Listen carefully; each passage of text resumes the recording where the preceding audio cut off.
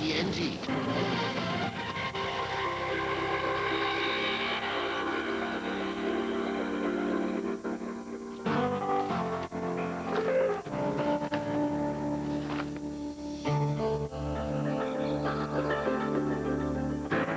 When a situation comedy works, it's magical. Did you figure out how to unscramble the naked channel?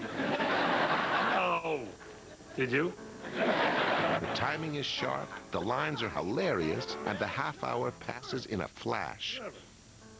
But making this happen is no laughing matter. I don't think people realize the hours we put in and how hard we work to turn out these shows, because when they work and when they're at their best, it looks effortless.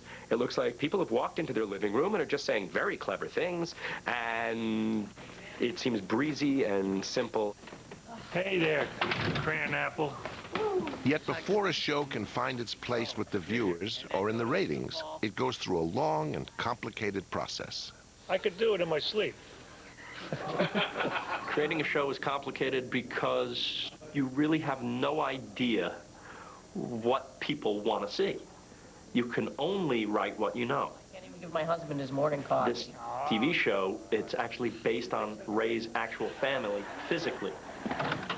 Hey, Ray. Hey, no coffee. Sleepy was thirsty. His older brother really is a police sergeant and lived with them at the time, and so I would have been nuts not to use that material. And what I didn't know about his family, having never met them, I filled in my family for the characters, and nobody knew these nuts better than me.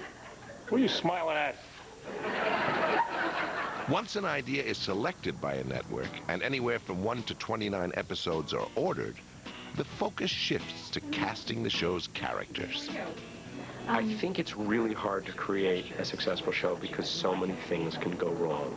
Besides coming up with an idea that's actually full and complete, then you've got to cast it. And if you miss there, you don't have a great show. The person in charge of that crucial process is the casting director, who puts together the show's main ensemble and, on a weekly basis, casts any role that has one line of dialogue or more. Right.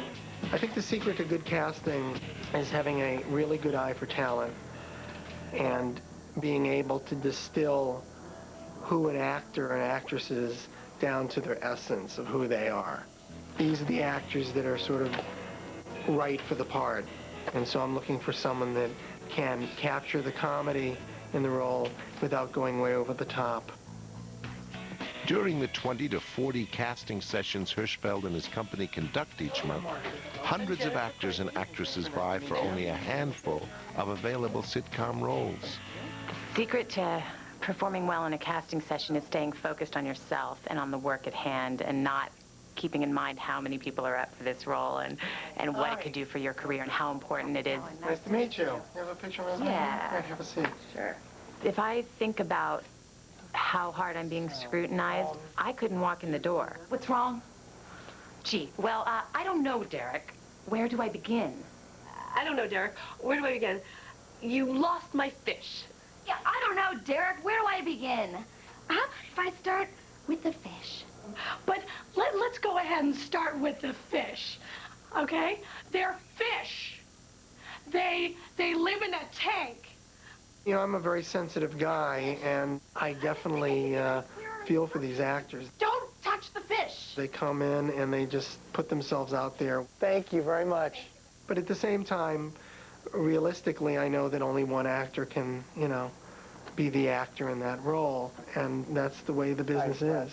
Yeah, these ladies just weren't right. We're going to need to see some more tomorrow. And even when an actor lands that coveted role, it doesn't always pan out like it does in the movies. I got cast to play a character in news radio. It was a pretty big break for me, and I got fired on the second day of rehearsal, yeah, because it just wasn't happening. It's all to make her laugh because you're in hot water, so if it's going well... Producers make sure an actor is perfect for the part, because once a series is underway, in the public's eye, an actor carries the majority of the responsibility for a show's success. I think the #1 misconception from the public is that the actors make it up. A large percentage of people, when they say, he's funny, they don't see that it's a collaboration. Not that the actors don't deserve credit. They are truly funny people. But it takes a lot to make that character that you love funny. There's no jokes here, really, so we can get through here. It's a really important collaboration, but the writers are where it starts, with the idea and then the execution of the idea on the page. The sitcom writer must be a skilled storyteller with enough insight and ability to mine laughs from the mundane. A good situation comedy writer has to be able to know what he's about or she's about. You have to know what's happening around you. There are some people who see things and don't know what they're looking at. And there are some people who see things and see into them, around them, behind them. Yet the audience may see right past the writer and fixate on the sitcom's flaws. People look at situation comedies and think that because they are generally so bad, they must be easy to write and they must be written by morons. And the truth is, sitcoms are so bad because they are nearly impossible things to do well. You have so many limitations. You have to contain a story into a fixed number of scenes. Keeping in mind every second or third line has to be a joke. That stories are told at all with those constraints seems to me to be amazing. Even more amazingly, stories are born in sparse, closely confined quarters. We have to be inside all day. My friend calls it a veal pen. We're not allowed out. So when the door opens and in come the menus, that's our sunshine. Kids gotta go to sleep. In the writer's room, we will come in and we'll talk about everything that happened that week or everything that happened at home that night. And before you know it, there's a story. Deborah, Sano, what are you doing? Having a cook. Shh. He just says cook, and she says shh. Each episode is carefully crafted through a collaborative process of rewriting. Everyone has a say, but nobody's work is sacred. Wish I smoked. There can be some tension in the writer's room when it's your script. So, I mean, you know, you're talking about my kid now. Your kid is a little fat with pimples. That's what you're saying. People can get offended. No, you need a threat from the kid. You need Alan to say, what's that? What? Yeah, so he's got to hide it. Yeah, exactly. It's a bunch of very vicious people from dysfunctional families a lot of times sitting around making jokes. And there's usually somebody in the room who is picked on, one of the writers who, at a lower level, who will be abused horribly. People get into writing and comedy because they're misfits, because they can't exist socially as well as other people. And then, because they're good at writing, they're then put into a position of having to be diplomats and managers and all of the things that if they were good at, they wouldn't have gone into writing in the first place. So, I mean, it's a tough job. But the toughest part of all, for a generation of writers weaned on sitcoms themselves, is finding tales that haven't been told. Your tendency is to go towards everything you've seen in your past. You might not be conscious of it, but it's like that old Dick Van Dyke, you know, will come popping up and you're not realizing it. So you're always, the hardest thing about coming up with a story is trying to find a fresh way to tell it, without it being too bizarre. Writing is a joint effort that demands an incredible amount of personal sacrifice. The hardest part of being a sitcom writer is staying focused and staying funny for 14 hours a day, 6 and sometimes 7 days a week, because you can't really have an off day.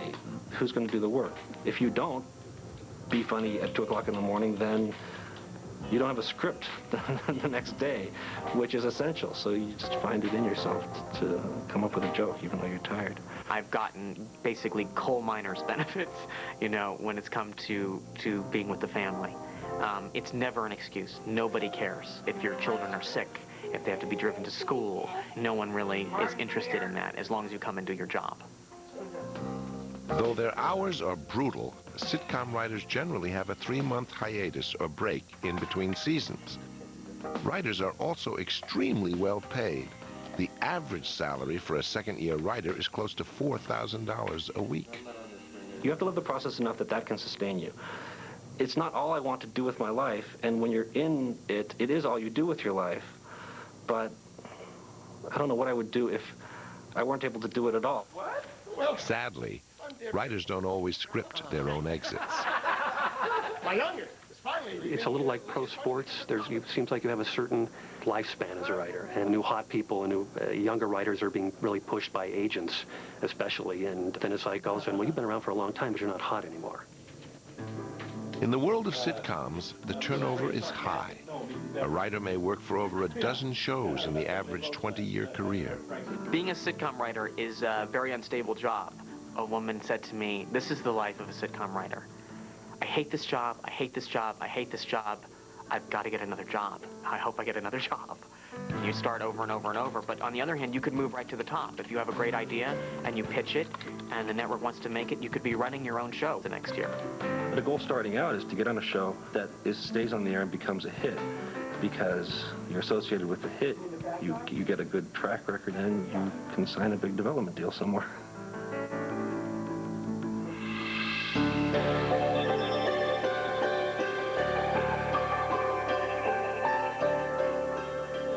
Even with a perfect cast and a cohesive team of writers banging out well-crafted stories, the sitcom would still not exist without the largest piece of the puzzle, the set. The set is always there. It's always on screen. It really is another cast member. It's always a challenge to try and make, the new bedroom or the new doctor's office or the new kitchen. The ability to design effective sets takes years of experience and more than a fair share of technical secrets. All the brick is plastic, the stone is plastic, all the wood floors usually are painted. We just paint the wood grain with a broom. Grass mats in the backyard, so that's not real grass. The shingles on the garage are plastic. The glass in the windows is not glass, it's plexiglass. The camera, it's very, very forgiving. The real pressure of a weekly production comes when a new set is introduced. All of a sudden they need a craftsman living room. Well, lots of times you don't have time to get it built, so you go look through sets that have been built on the lot or are in storage. Like I may be able to find this fireplace unit from one set, and there may be windows that I may find from another one, and then tie them together with paint and moldings or maybe wallpaper, so you get one new set out of using previously built parts. I'll get the script maybe 2 days before they have to have a finished set on stage. So lots of times we're scrambling around and really trying to create a great set in 5 minutes for $1.98. This is so South Pacific. Sitcoms, I think, are thought of a lot as like the bastard child of television. People watch them, but I don't think they're taken that seriously. It takes a lot of talent, I think, to try and pull one of these things off. In situation comedy, putting a show on its feet can be as involving, fascinating, and exciting as the episodes themselves.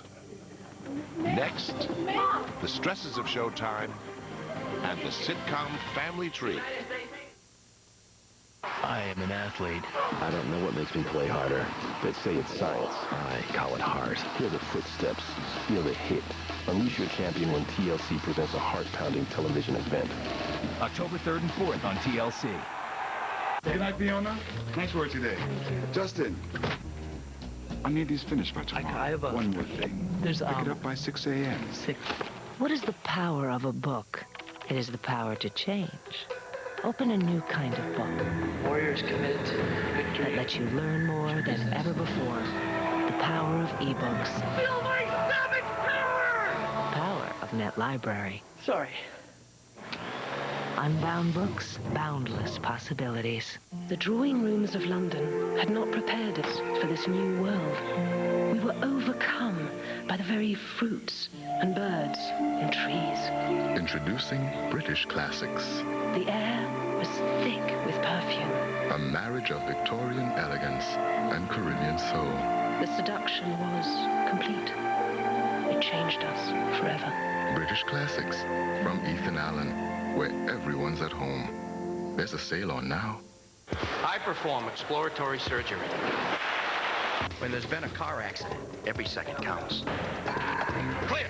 I'm Mitch Intinarelli, auto claims expert for Liberty Mutual Insurance.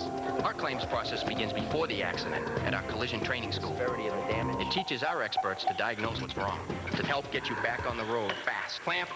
At Liberty Mutual, we help you live a safer, more secure life. It's insurance in action. If I can save just one car. I'm an athlete. I don't know what makes me run faster. Hit harder.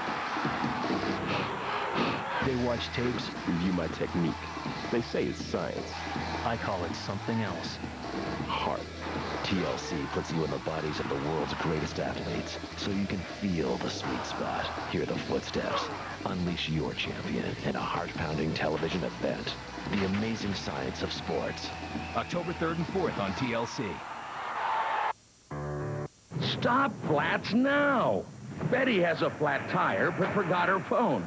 Jim has the tools but doesn't know how. It doesn't have to be this way. Use Slime Tire Sealant to prevent and repair flat tires. Slime seals punctures like this. Yeah, it's that easy. Slime all your tires. Use it on bike and motorcycle tires, lawn and garden equipment, car and trailer tires. Get some today. If it isn't green, it isn't slime. Hi, I'm Julie Brown, star of Comedy Central's hit series Strip Mall. Oh, I look so hot on TV. Join me Friday, September 22nd at the El Rey Theater as I host the final round of Comedy Central's Laugh Riot stand-up competition. Wow, that's a mouthful. Come see the finalists battle for a spot on Comedy Central's premium blend of VW Beetle, Cash, and a Motorola StarTAC. Special performance by Jeffrey Ross. Tickets available now through Ticketmaster. I can't wait to see who comes out on top. Comedy Central's Laugh Riots is brought to you by Lowe's Home Improvement Warehouse. Now with 10 stores in Southern California. Lowe's, improving home improvement. Marking 4 cameras.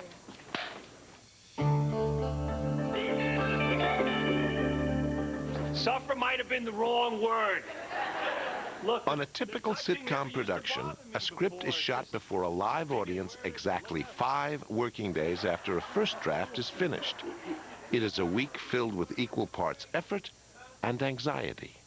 You're taking a script from something that was probably thought of that weekend and written very roughly on Monday and Tuesday into a finished product the following Tuesday. There's a lot of brute work involved in that. You know, there's really no easy day in the process, and as soon as you finish it, you have to start all over again with the next one. There's relentlessness to it. But once it starts, it's all you can do to keep up. My mantra is always, I'll be right back.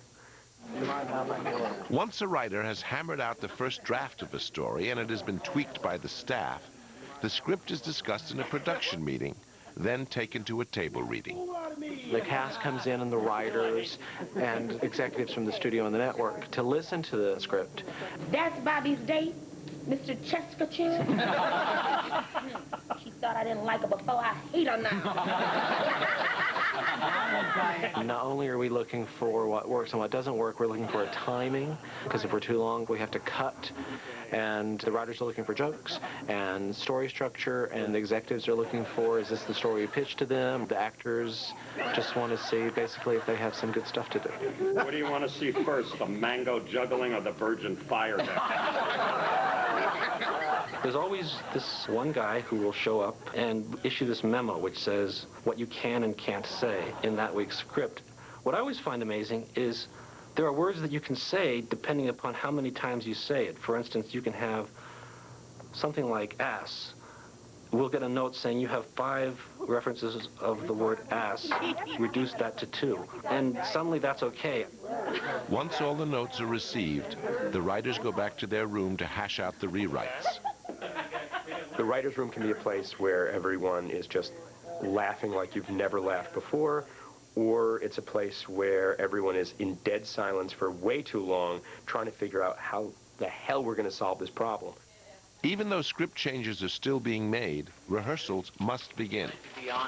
The director goes through the paces with the actors during the day, and then in the late afternoon, the writers and myself will come down and see it. I'll tell you the truth, this is my grandmother's fault. Oh, yeah, Nani Barone, the woman who brought dysfunction to America. We look to see if the show is working, if the actors are doing what we intended, if the story makes sense. We're looking to make sure that we're in shape. The script is constantly being shaped and then rehearsed. It is a process that can take up to 14 hours for 2 straight days. And the rehearsing gets kind of tedious, and towards the end of the week, you've said the lines over and over. You see how technical it gets. Stand here, look here. Look at her left eye, not her right eye, you know? So it gets long, and by the end of the week, you don't hear that it's funny. You forget why that line was funny. You got to just trust how it was funny at the table read. One day prior to taping, the cameras are wheeled in for their own rehearsal or blocking. The crew comes in and they will block the scenes and get their moves down, you letter them A, B, C, D, E, but then not F, because F looks too much like an E to a cameraman who's looking down at the floor really quickly. To keep the actors from tiring, stand-ins are used throughout camera blocking and rehearsals. It's a long process, so it usually takes 1 day to block, and it gives the actors time to go off and do their thing. We do the technical work. Actors come back in and do their stuff. So you widen at that point. I think it's a great learning experience. It's basically going to school and getting paid for it. My dream is experiencing what I'm experiencing now with lines. All right, let's do it once more, please, for marks. We're gonna do. Once the director is content with his choice of camera angles, the entire show is run through in order. That'd be great. Complicated scenes, like those involving young children, are pre-shot to limit overruns in time and money during the show's filming. These scenes are played back for the audience on tape day in the order they appear in the story. When tape day arrives, the cast and crew do another run-through for last-minute fine-tuning. What do you want to see first, the mango juggling or the Virgin's fire dance? It's like a summer stock troupe putting up a new show every week. We bring in a new audience. It's like opening night on Broadway. And it's very exciting. It never gets old. I've done it hundreds of times. It never gets old. The audience is entertained by a warm-up guy, often a stand-up comedian, whose job it is to keep people focused and ready to laugh. Fire dance. Many scenes are flubbed. Fire dance. But even if a scene is executed without error, it is shot again to keep as safety against unforeseen technical glitches. Though the show's actual content is only 22 minutes, an audience may be required to sit and laugh for up to 5 hours. Some shows hedge their bets and secretly employ the services of professional laughers. There are people who, like me, are professional laughers who come in and, because we can laugh so weirdly, cause other people to laugh. Live audiences tend to have a problem with multiple takes. After about the third take, they anticipate the joke. Usually I'm asked to do several laughs. When you audition, usually you try to come out with the most hilarious thing you've ever seen.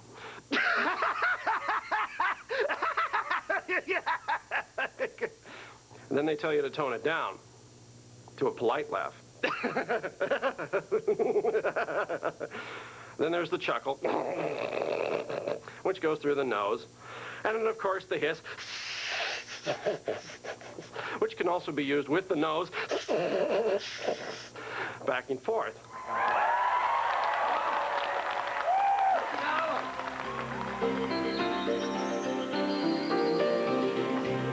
As the crowd is warmed up, the cast is made up, and then it's showtime.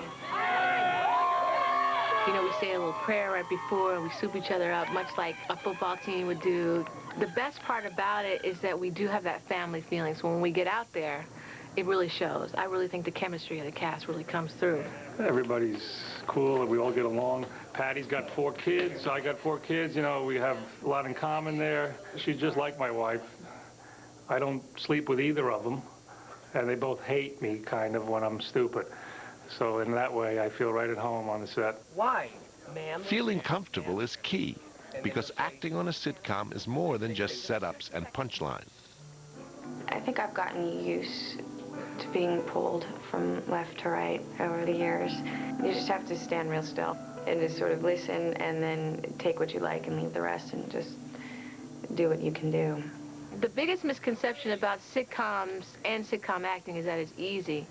It's really difficult. It's timing, it's energy, it's projection, and then the whole waiting for your laughs thing. You have to wait for the laugh to die, or else you're not going to hear the first 2 or 3 words of what you're going to say next. This pig is gonna make this party. I wonder if they're still hiring at Hooters. And when the jokes don't work, producers and writers will actually rework a scene on the set, while the crew and the audience stand by.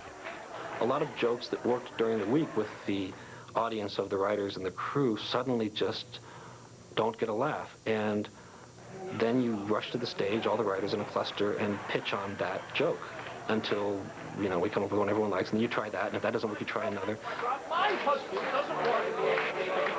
Throughout the process, the director makes sure the shots work and the actors are in sync with the new material being thrown at them. You know what? Let him out of the shot. The secret to being a good director is being a good listener. Obviously, your eyes have to be good, too.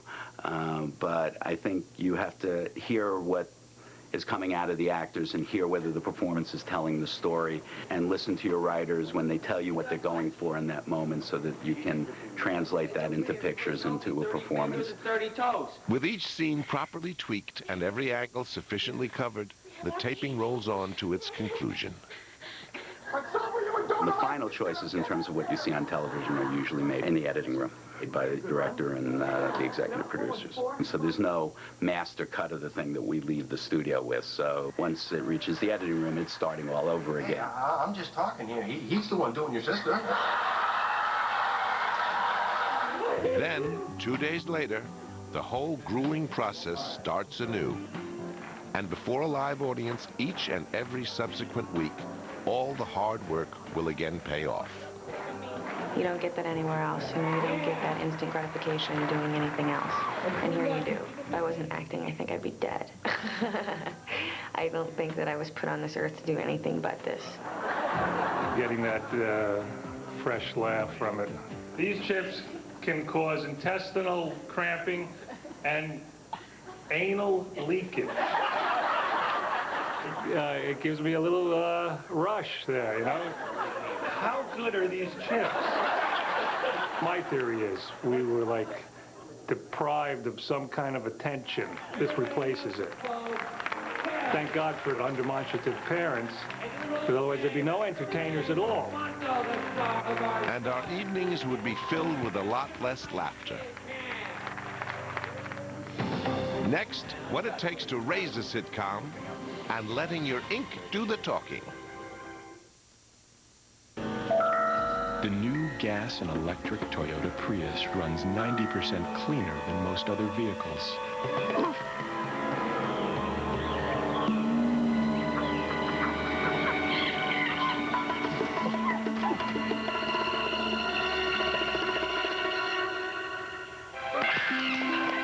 Obviously, nature approves.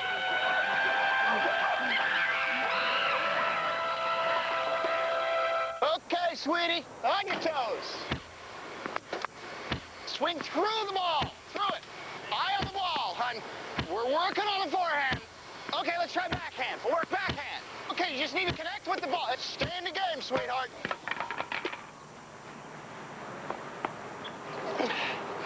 Now, don't be afraid to charge the net.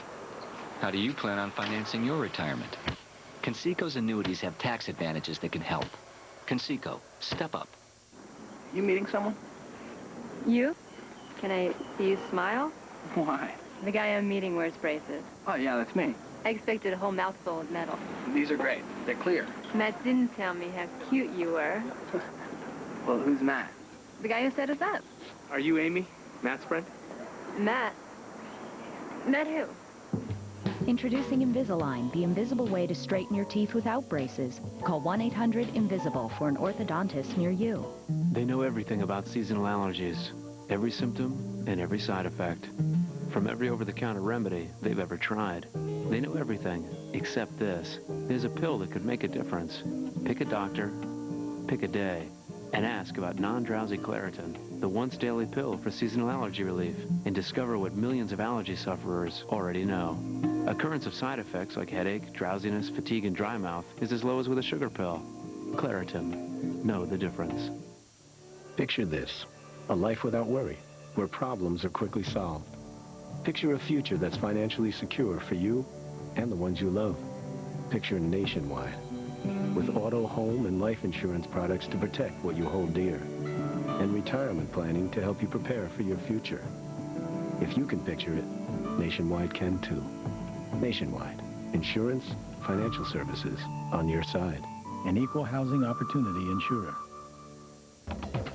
Some people are looking to the stars, searching for signs of alien life. Others think they've already been here. This is weird stuff. Look out for UFOs and Aliens, Sunday at 8 on TLC. On TLC's Adrenaline Rush Hour Premiere Week, meet the doctors of Charity Hospital. Your child's been shot. It gets to you. Don't miss the premiere of Code Blue, Monday at 8 on TLC. Going somewhere? Let Discovery.com transport you away from the ordinary. Discovery.com's travel site offers vivid feature stories about unique destinations, stunning 360-degree photography, plus videos, travel guides, and all the tools you need to research and book your trip. Don't just watch it, live it. Discovery Travel. Your chance to create a Discovery experience of your own. Attaboy. Easy copy. It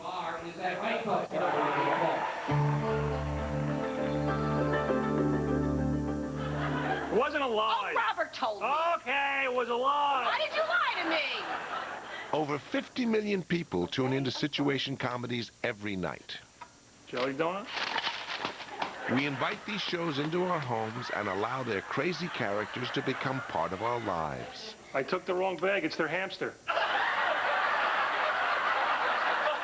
This sitcom has given us a bigger family and shared memories. I think it's also bringing you part of a society and bringing you part of the world and making you feel connected. Come on in. Come on Sitcoms also help us escape the grind of day-to-day life. People want to laugh. I mean, Shakespeare didn't write comedies just because he felt like writing comedies. He wrote comedies because there was a market for comedies, and nothing has changed. People like to laugh. We laugh at different things now, but the potential for laughter is always there. Tell them about the mayor. Cody, show him your ass. What? A sitcom is an art form, even though it's demeaned a lot of times, but it is an art form, and it's an American art form. An art form which grew directly out of radio. I remember listening to Ozzie and Harriet for the first time, and I said, this is wonderful. They would talk about real things, very simple things. They were the reality of the day. Situation comedy for television became a hybrid of radio situation comedies that were based in a domestic setting, usually about a family. The only reason television situation comedies were ever filmed before an audience was a tradition, a holdover from radio. When I Love Lucy came along, the idea there was to take this situation comedy from radio and put it on television. It's called My Favorite Husband. And Lucy said, no, I want to work with my husband, Desi Arnaz. And the network said, well, he's a Cuban. Nobody's really going to believe that a Cuban and a redhead showgirl are going to be together, are they? They actually took a show on tour to prove they had the kind of chemistry that could make a series successful. They just barnstormed, came back, and filmed at their own expense a short film 3-camera show in which the cameras were literally in the studio with a live audience there because they thought the live audience would help generate the sort of excitement they had. The idea of filming one scene with 3 different cameras at 3 different angles was just seen as a technical challenge, and Desi Arnaz decided that they would conquer this challenge. Although the one-camera show, filmed much like a movie, was popular for many years, the standard sitcom is filmed today with 3 to 4 cameras, just like in the days of I Love Lucy. In either form, the sitcom is easily recognized. It's a half-hour show, centers around a family, whether a literal family, as in a domestic comedy, or a family of cops, as in Barney Miller, a dysfunctional family, as in The Simpsons. Yeah, Dad, you're always telling me and Bart to apologize. Yeah, but I'm always secretly disappointed when you do. The only important thing to me seems to be that it's a half an hour and that there's a situation that remains essentially unchanged from week to week to week. The show remains unchanged in appearance because it is filmed on a soundstage with only a handful of sets. A situation comedy has to take place on 3 or 4 sets, no more, because no network or production company can really afford to do a show where a foreign correspondent each week is in a new location, which is why shows like Cheers are just so great. Originally, situation comedies tended toward what they call 2 arenas. The 2 arena show was burnished to its highest heights with the Dick Van Dyke Show. The show really took place in Rob Petrie's office as well as Rob Petrie's newer show, Home. It was really the first time in the popular media that people were depicted as actually going to work. Usually Daddy came home and said, "Hi, I'm home." And here I showed where he worked as a writer in a writer's office because that was my experience. I wasn't trying to do anything new. I was just saying, writing about what I was. Nowadays, the two-arena show is sort of fallen out of favor. You look at a show like Everybody Loves Raymond. It takes place mostly in Raymond's home. There's enough happening there in Raymond's little universe that you can generally center it on that arena. Have fun, you guys, and don't drink the syrup out of the bottles, all right? You too, Frank. Yeah. What? I'm trying Successful sitcoms know the secret to longevity is mining comedy that is character-driven. I think the problem with sitcoms that don't work or they don't seem funny is the joke isn't coming from the character. It's a funny joke, but he could have said it, or he could have said it, or this character could have said it. So when it's just like talking heads just saying a funny line and a setup and a funny line, it seems funny on the surface, but the viewer is invested in it. A sitcom can only be successful if the viewers get hooked. What really defines a classic sitcom is it's the kind of show that you become involved to the point that you care. The creators and the writers have crafted a world that you enter into almost irresistibly each time. Well, that's why some of those Seinfeld episodes work so well. You know, losing your car in a parking garage or waiting forever in a Chinese restaurant. Everybody's been in a situation like that. Surprisingly, there is another factor which many classic sitcoms have in common. Almost all of them either very nearly never got on the air in the first place or were nearly canceled. The Dick Van Dyke Show was canceled after a single season and only made it by with a very feather of a chance. Nobody ever did reruns in the summer in those days, and I said, Perry Como isn't on in the summer. The people who might have watched this will probably watch, and that's what happened. The next year the ratings went right up. Taxi was canceled twice, once in its 4th season and once in its 5th season. Barney Miller very nearly didn't get on the air. It had to do essentially 2 or 3 pilots before it made it. Cheers was the lowest rated show of its first season. NBC had nothing to replace it, nothing any better. With increasing competition from new networks and cable outlets, it is more and more difficult for a show to endure on any channel. Even with high-profile stars, major publicity campaigns, and a cushy time slot, a sitcom's future is always up in the air because one man's laugh is another man's yawn. It's one of the most, I think, mysterious art forms anywhere. Comedy either makes you laugh or it doesn't make you laugh. It's just that simple. I never babied him. You chopped his meat at his own wedding. I can't imagine at any point anybody thinking some of these shows are funny, but that just shows you how subjective it is because there could be 15 million people in this country who think it's hilarious. Full House. Who could go figure?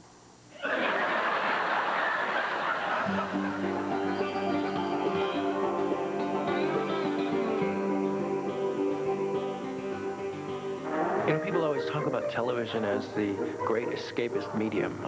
You zone out in front of the tube. You suck at the glass teat. But I think at its very best, a great situation comedy can actually engage you, and I think people watch it hoping to be engaged and to actually share in a bit of humanity. And if we can spend 22 minutes with people that we enjoy, whose hopes, dreams, and aspirations we share, I don't think that's as much an escape as the wish to connect. Cool, we got our beers. Let's head back to this really happening party. Wait a second. At its best, the situation comedy draws people in, lifts their spirits, and reminds them of the humor in everyday life. Ask her to leave. I will not. Next, living in a strange new universe.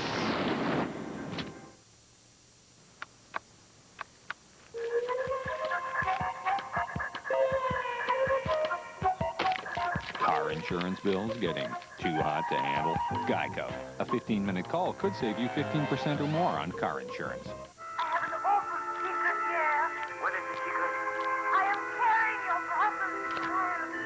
At least you'll feel smart when the car insurance bill arrives. Geico. A 15-minute call could save you 15% or more on car insurance. A typical day for the IT manager. Everyone wants everything now. Luckily, CDW, your direct solutions provider, can custom configure computing solutions from 50,000 top-name products. Like the featherweight Toshiba Portage, with the power-packed performance and exceptional graphics of Toshiba solutions, CDW will never leave you hanging. Toshiba and CDW, the smart call for business.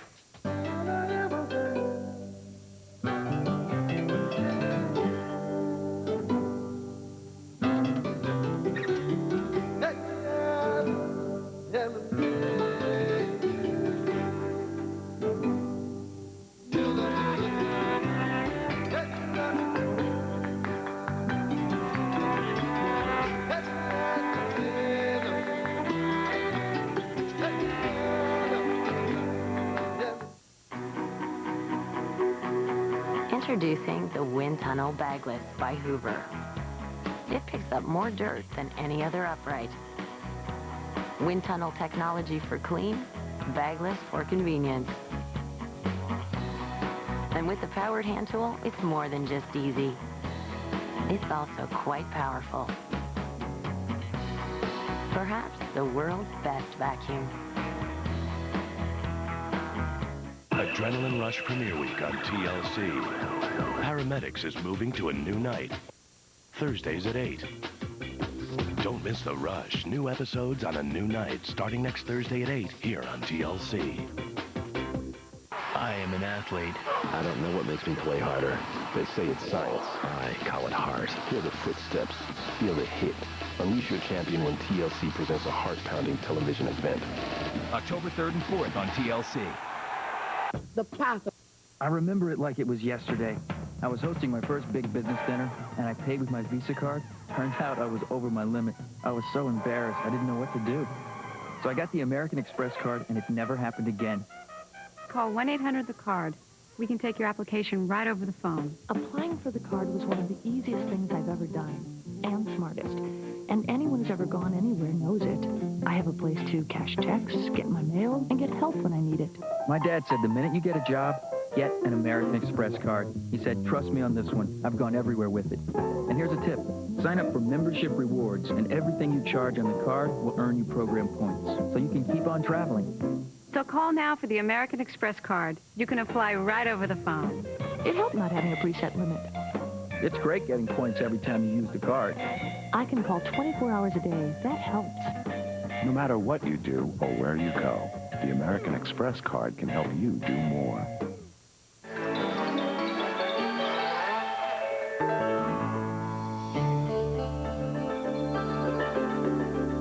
Hey! Are you ready to get rowdy? Excuse me?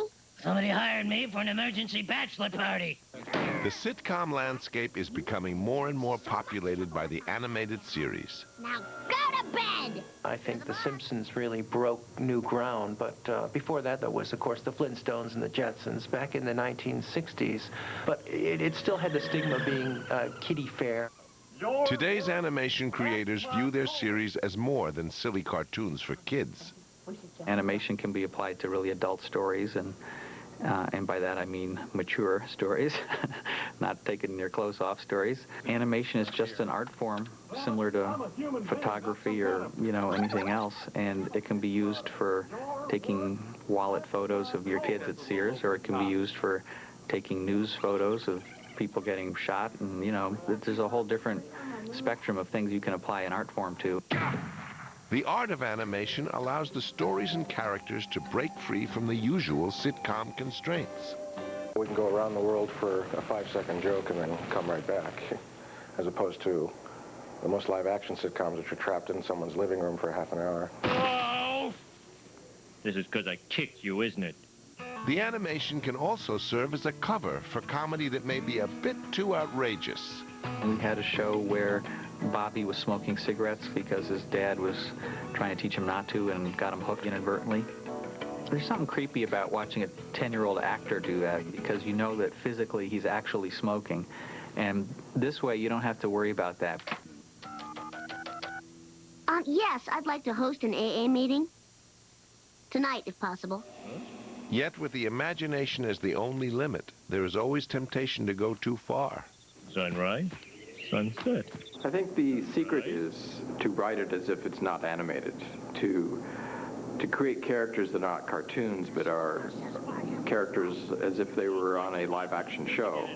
I get asked sometimes what makes a good Simpsons writer. I think it's just like a healthy disrespect for everything Americans hold dear. So beautiful. Actually, animating a half-hour episode is a major undertaking. Animation is acting with a pencil. Our job is to take what is on the page and improve it and embellish it as much as possible. I refer to it as the Indians take the town writing. It takes 5 seconds to write that. It may take you a week to plan it all out and draw all the scenes. Completing an episode takes upwards of 9 months and utilizes the talents of over 200 people. Once a script is finished, actors put their voices to the words. There's a lot of people that think we're basically just dubbing over existing animation, which isn't true at all. We do the voices first, and then we animate it later, so we get the opportunity to act how we want. The story is then visually outlined with images called storyboards. This basically ends up being sort of a blueprint for the entire show. We give the storyboard back to the producers, and they will review director's choices in terms of shot selection. He'll make his notes, and then we'll go into a layout process. Simultaneously with all this, we're designing the show, designing the characters, designing the backgrounds, designing every little prop that's involved. And the layout essentially is taking that storyboard panel and drawing it up to full size, which is the size that the animation art will be produced at. And this will include all the acting poses. And then we'll shoot these under a camera and put the whole show together in the form of a pencil test, which becomes, to the writer, like a sitcom walkthrough. And he'll get to see what the show's looking like. Once completed, the work is sent to Korea, where animators spend 10 weeks producing the cleaned-up drawings, which are then filmed and sent back. The plain fact is that it's less expensive to animate a show in Korea than to animate it here.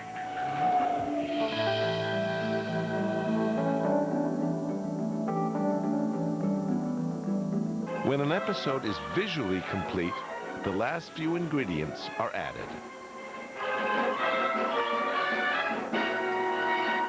The music brings out the emotions of the scenes and the characters and makes them more real and gives them more depth.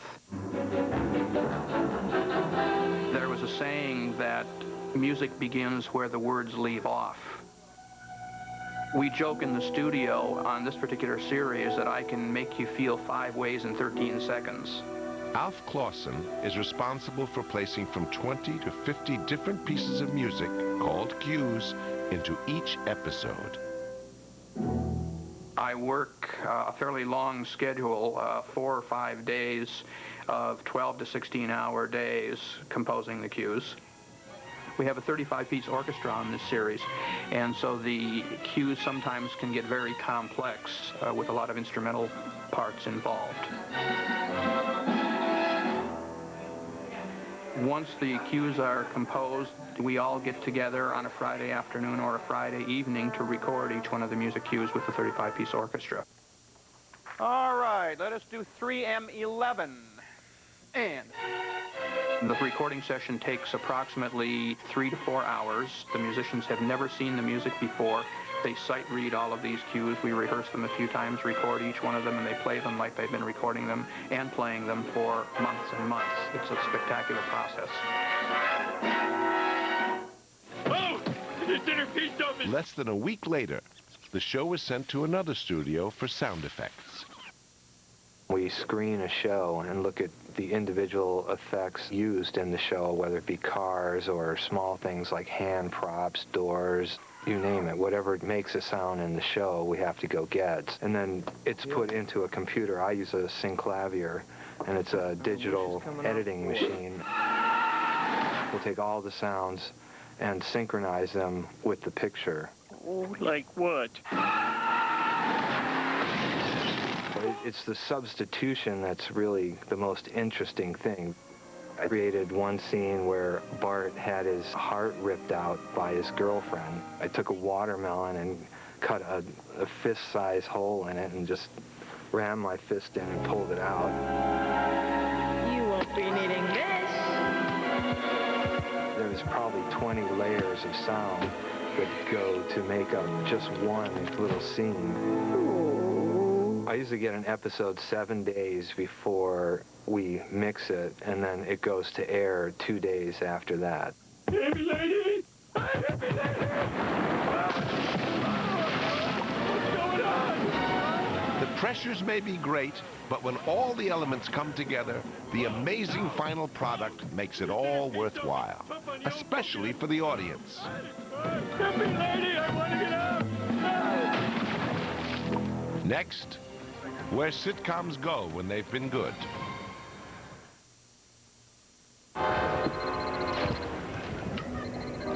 You know that I'm going to need the quarterly. What's magic about a book? It's the power to transport you somewhere else. Sometimes a vacation puts things into perspective. Open a new kind of book that will take you anywhere you want to go.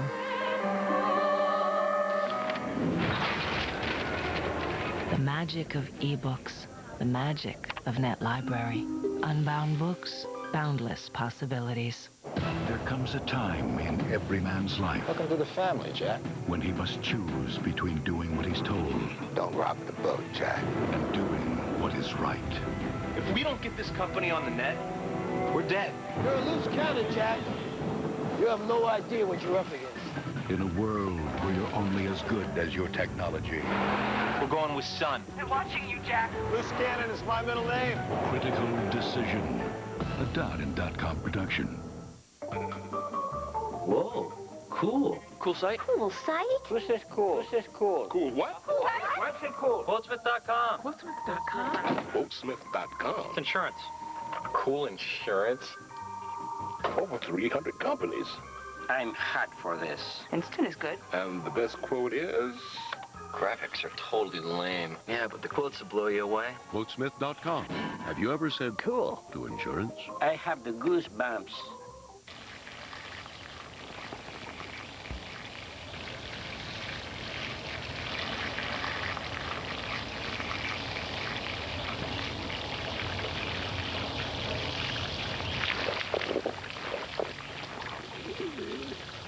Buy a certified pre-owned Lexus with a 3-year, 100,000-mile warranty.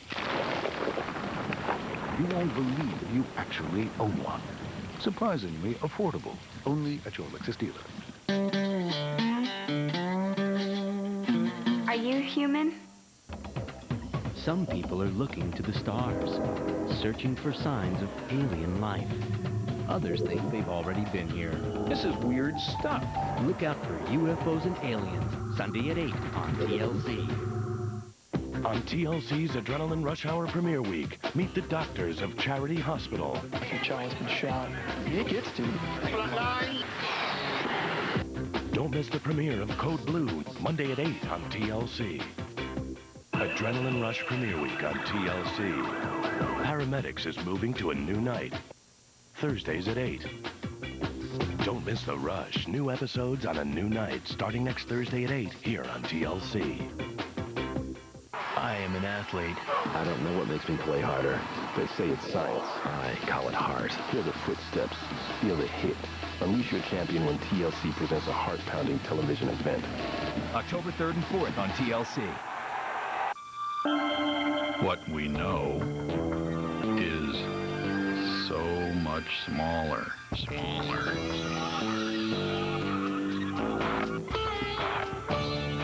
Than what we don't know.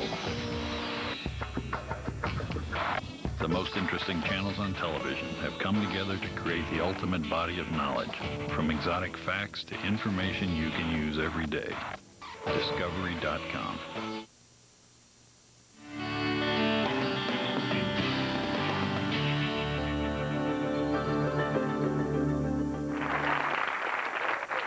One of the greatest moments in the life of any sitcom is the night the 100th episode is produced, usually in its 4th or 5th season.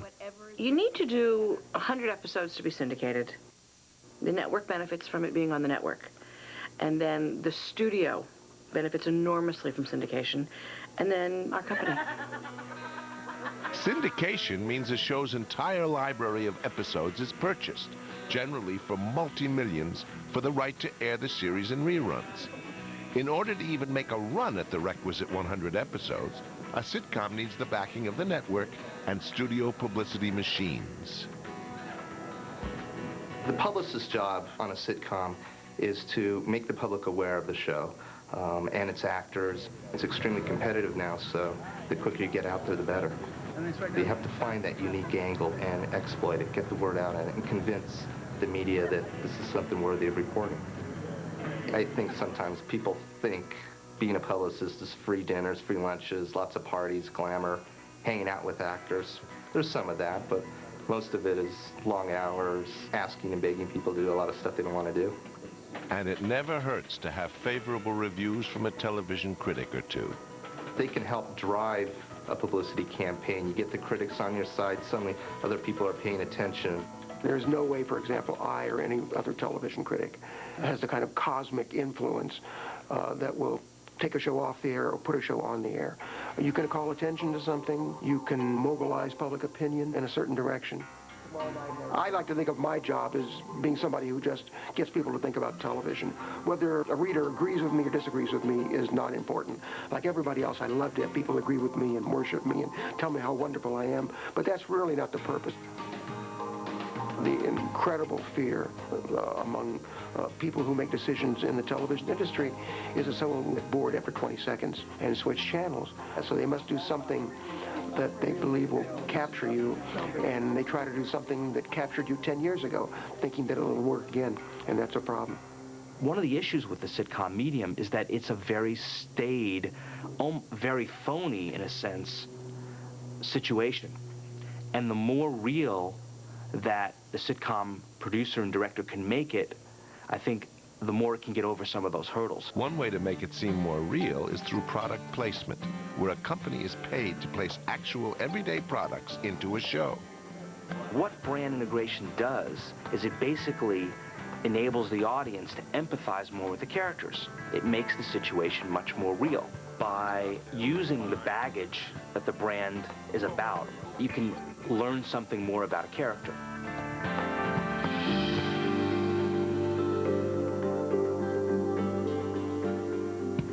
A hit sitcom can be a tremendous source of profit for a wide range of interests, and only one thing can get in the way: cancellation.